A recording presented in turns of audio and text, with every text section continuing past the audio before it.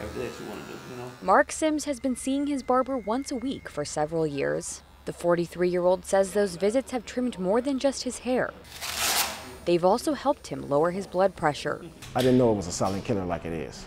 Churches, beauty salons, and other community spots have long been used to reach groups that often have limited access to doctors to promote cancer screenings and other services. Dr. Ronald Victor, a cardiologist at CEDARS-SINAI Medical Center, wanted to reach Black men, a group with high rates of high blood pressure. On average, the men in our study get their hair cut every 2 weeks by the same barber and do so for over a decade. So I think I'm a pretty nice doctor and have pretty loyal patients, but nothing like that. Pharmacists worked with 52 barbershops to test and treat about 300 men. At the start of the study, their top pressure number averaged 154. After 6 months, it fell by 27 points for those who saw pharmacists. For a high blood pressure trial of any kind, this is a very large effect.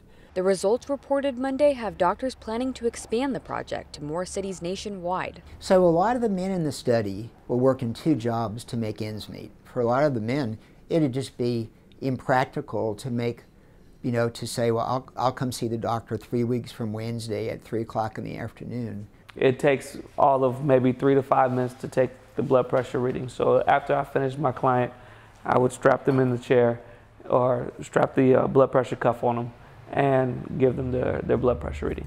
Sims says he didn't know he had high blood pressure until his barber convinced him to get it checked. At 175 over 125, Sims was told by a pharmacist that he was at risk of having a stroke. My barber, he took my blood pressure every week. It constantly went down. This program saved my life. This program motivated me to help myself out and to help others in my community. When I was twisting his arm to join the program because he didn't want to do it in the first place, I did remind him of his son. And, sometimes it takes that extra kick in the butt. Only half of Americans with high pressure have it under control, and many don't even know they have the condition. Sims says now that he has lowered his pressure to 125 over 85, he takes his health more seriously and feels as good on the inside as he does on the outside. Krista Fourier, Associated Press, Inglewood, California.